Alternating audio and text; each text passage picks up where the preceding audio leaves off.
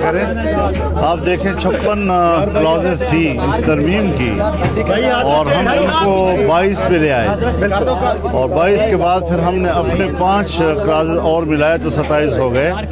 تو آپ اس سے خود اندازہ لگائیں کہ اس جو اصل ڈرافٹ تھا اور پھر جو فائنل ہوا تو اس پہ ہمیں کیا کامیابیاں ملی اس سے آپ خود اندازہ لگا سکتے ہیں. تو سر دیکھنے میں یہ آ رہا ہے کہ جب سے آپ سیاست میں آئے ہیں آپ کا ملکی سیاست میں ایک بہت بڑا کردار رہا ہے, تو کیا آپ کو آنے والے دنوں میں قومی حکومت بنتی نظر آ رہی ہے؟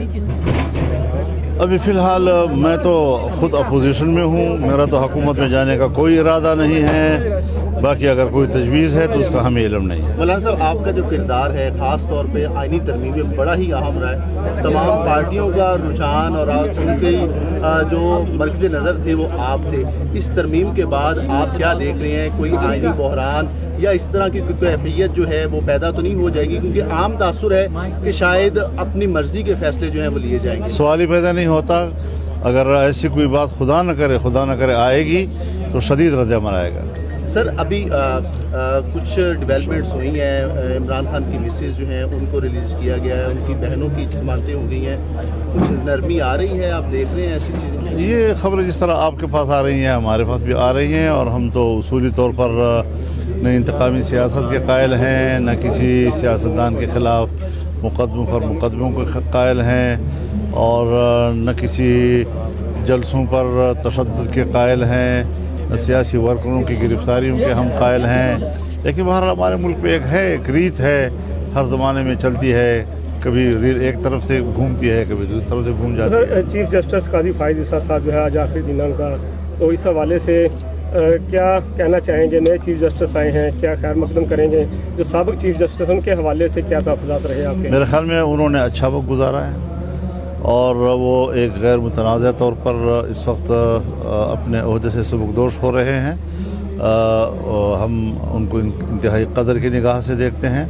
جو نئے چیف جسٹس آئے ہیں اس وقت پارلیمان کا ایک رول سامنے آ گیا ہے, جو میں سمجھتا ہوں کہ آنے والے مستقبل میں جو عدالتیں جو ہیں وہ کبھی ادھر کبھی ادھر ہوتی تھیں, اب پارلیمان کے کردار کے بعد عدلیہ پر جو سوالات اٹھتے تھے اس کا راستہ بند ہو جائے گا. تو سر اب چونکہ یہ حکومت اور جو نئے چیف جسٹس آئے ہیں میں ان کو خوش آمدید بھی کہتا ہوں, مبارکباد بھی کہتا ہوں, اور دعا کرتا ہوں کہ اللہ تعالیٰ قوم کو انصاف دلانے میں ان کی مدد فرمائے. تو سر حکومتیں جو توڑی جاتی تھیں غیر آئینی طریقے سے, مختلف کبھی عدلیہ کے ذریعے کبھی اسٹیبلشمنٹ کے ذریعے, تو سمجھا جا رہا ہے کہ یہ نئی آئینی ترمیم جو آئی ہے وہ اب راستہ رک گیا ہے.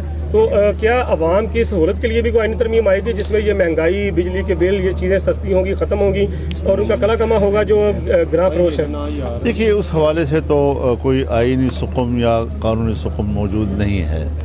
البتہ جہاں پر کوئی آئینی یا قانونی مسئلہ سامنے آیا تو اس وقت تو وہی زیر بحث رہا اور یہی ہمارا موضوع تھا. اس کے علاوہ جہاں تک عوام کے مسائل ہیں اس کے مسائل کے لیے وسائل پیدا کرنے کی ضرورت ہے. اب مسائل ہوں وسائل نہ ہوں پھر تو کام نہیں چلتا. ہم سمجھتے ہیں کہ جب وسائل بڑھیں گے تو پھر مسائل کم ہوں گے, اور اس کے لیے معاشی استحکام ضروری ہے. اور اسی وجہ سے آپ نے دیکھا کہ جس وقت یہاں پر شنگھائی تنظیم کی کانفرنس ہو رہی تھی تو میں نے دونوں فریقوں سے اپیل کی کہ نہ تو کوئی مظاہرہ کرے ان دنوں میں, اور نہ ہی ان دنوں میں ترمیم کا معاملہ جو ہے وہ آئینی ترمیم کا بل کا مسئلہ کوئی چھیڑے, تاکہ قوم ایک یکجہتی دکھا سکے. اور جب وہ لوگ صبح کانفرنس میں جائے تو ان کے سامنے جو خبر ہو وہ یکجہتی کی ہو, تنازعات کی نہ ہو, جس سے کہ ان کا اعتماد بحال ہوگا اور پاکستانی معیشت میں وہ ہمارا تعاون کر سکتے ہیں. اچھا مولانا صاحب 27ویں ترمیم جو ہے وہ بھی آنے جا رہی ہے, تو نہیں آ سکے گی, انشاءاللہ بھرپور مزاحمت کریں گے. یہ کوئی آسان کام نہیں ہے انشاءاللہ. سر یہ سود جو ہے 3 سال کی اجازت کیوں دے دے گی, فوری خاتمہ؟ یہ کورٹ کا فیصلہ ہے. کورٹ نے چونکہ 31 دسمبر 2027 کا ٹائم دیا تھا, تو اب یہ مسئلہ ہو گیا ہے کہ اس میں پہلے تو شریعت کورٹ کا فیصلہ ایک درخواست سے اڑ جاتا تھا. اب یہ ہے کہ باقاعدہ وہ سپریم کورٹ میں سنا جائے گا. اگر 1 سال تک وہ فیصلہ نہ دے سکا تو شریعت کورٹ کا فیصلہ خود بخود مؤثر ہو جائے گا. تو ابھی تو جو اپیلیں ہیں وہ واپس لے لی جائیں گی, اور جب واپس لی جائے نہیں اگر نہیں لی جائیں گی تو چونکہ پرنسپل آف پالیسی جو ہے آئین کا حصہ بن گیا ہے ربا کے حوالے سے، تو ظاہر ہے جب گورنمنٹ اس میں فریق ہوگی تو وہ آئین کے خلاف تو بیان نہیں دے گی نا جی، تو انشاءاللہ وہ مستحکم سر ہوگی۔ شیخ رشید صاحب جو ہے دوبارہ گیٹ نمبر 4 کھلنے کی نوید سنا رہے ہیں۔